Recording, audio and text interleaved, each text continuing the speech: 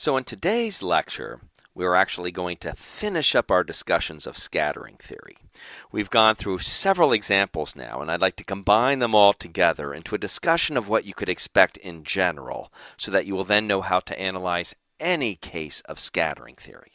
That then will actually complete this part of this last unit of our course, namely looking at new implications of our theory, and today we'll be able to finish off our discussion of scattering, and then we will begin to discuss our next set of predictions, looking at something that is known as bound state theory. Now, the pieces from last time that I want to remind you of are just sort of the general form of the solutions we expect that we are going to get in a general scattering problem, and then we're going to focus on the information we can pull out of that solution. And then I'll also remind you of the results we had for a very specific case of scattering where we had a potential that just had a simple step-down discontinuity, because we can use this example to kind of test out and explore our more general lessons. So the most general scattering problem we can imagine is we're sending in some type of particle packet. I'm going to choose my positive x direction to represent the direction of travel of the incoming packet, so I can always assume it's in a left incident packet. The packet then moves along through free space where there is zero potential, and then it interacts with some object whose effects on the particle are described by some arbitrary potential v of x, which could take on any shape. We're only saying, though, that the object has some finite extent to it, so it begins at x equals 0, and the object then ends at the location x equals L, and beyond that location our particle then feels no force from the object, so therefore the potential again becomes constant. The value of that constant, however, may not be 0, and we can simply refer to the value of that constant as v naught. Now the idea here is that we're sending in our particle, of course, with sufficient energy that it actually is allowed classically to be not only in region 1, but also in region 2. Consequently, if we look at one of these before and after pictures, we can think about the probability density. Beforehand, what we have is our incoming packet that represents the start of our experiment. Afterwards, after the interaction, we can expect in general that there will be a returning packet and a transmitted packet, a reflected and a transmitted. Now, we then went further and wrote down what we know the general solution to this problem would have to look like. We actually picked a particular incoming packet. You can use any shape here. The conclusions will be completely the same. And then we simply noted that the solutions for the time-independent Schrodinger equation, which are mostly those pieces that you see inside the brackets. Oh, I notice I forgot a 1 over root 2 pi. That's necessary to make sure I have proper momentum, pure states of momentum inside my solution. Right, so we can just solve the time-independent Schrodinger equation. That will give us some mess for the region in between.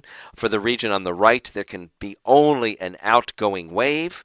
And that outgoing wave then in our solution will come down to having some prefactor in front of it, which we call the transmission amplitude. And these pieces of the solution represent our transmitted packet.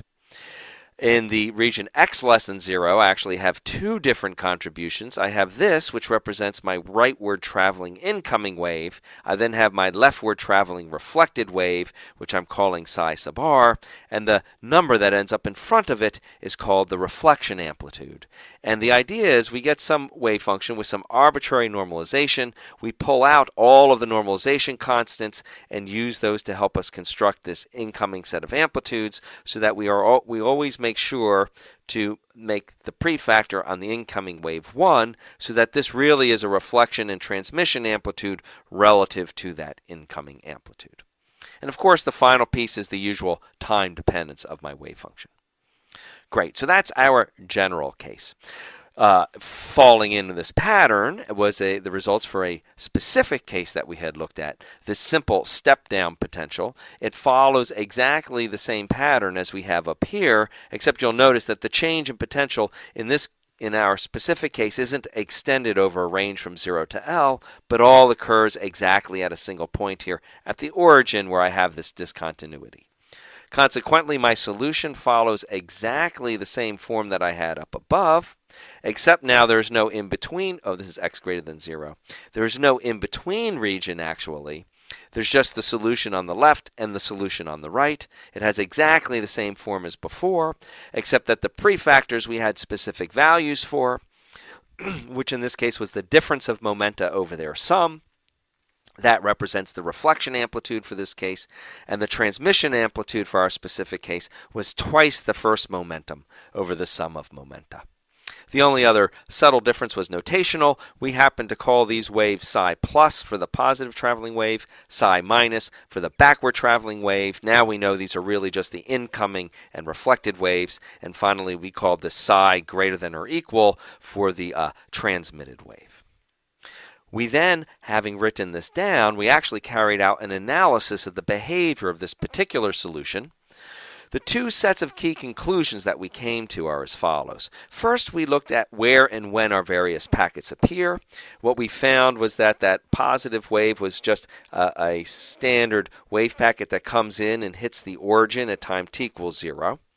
We then had this part, gave us a reflected wave, which had no time delay, unlike the case where we were looking at quantum tunneling, and it immediately comes out and is reflected down with the expected classical velocity, which is minus the incoming velocity. And then finally, there was also a transmitted wave, which traveled with a somewhat different velocity, which turned out again to be the classical velocity. And finally, it also goes through the origin on this diagram, meaning that it emerges exactly at time t equals 0, so that there are no time delays associated with either of these packets. That then represents, to represent that, I've said the time delay, delta t, for the reflection is 0, as well in this case as the time delay for the transmission. Now, finally, once we know where and when the packets are, the next key question is how much probability do they contain? How large are they? We actually calculated directly the probability for the reflection. The way we did this is we simply took the reflected wave and we calculated the area underneath of it. Now, the reflected wave is this psi minus, so it was actually psi minus, and the probability would be psi squared integrated over all x. We decided that that was way too complicated to calculate. It was actually easier to calculate it in the momentum representation, and then when we actually did that calculation, what we found was that it was simply the square then of the prefactor existing on my psi minus term. So that was our specific result. What I want to do now is to see if we can determine what these results should be for the more general situation that we are considering up here, the most general possible situation. Now, to arrive at that conclusion,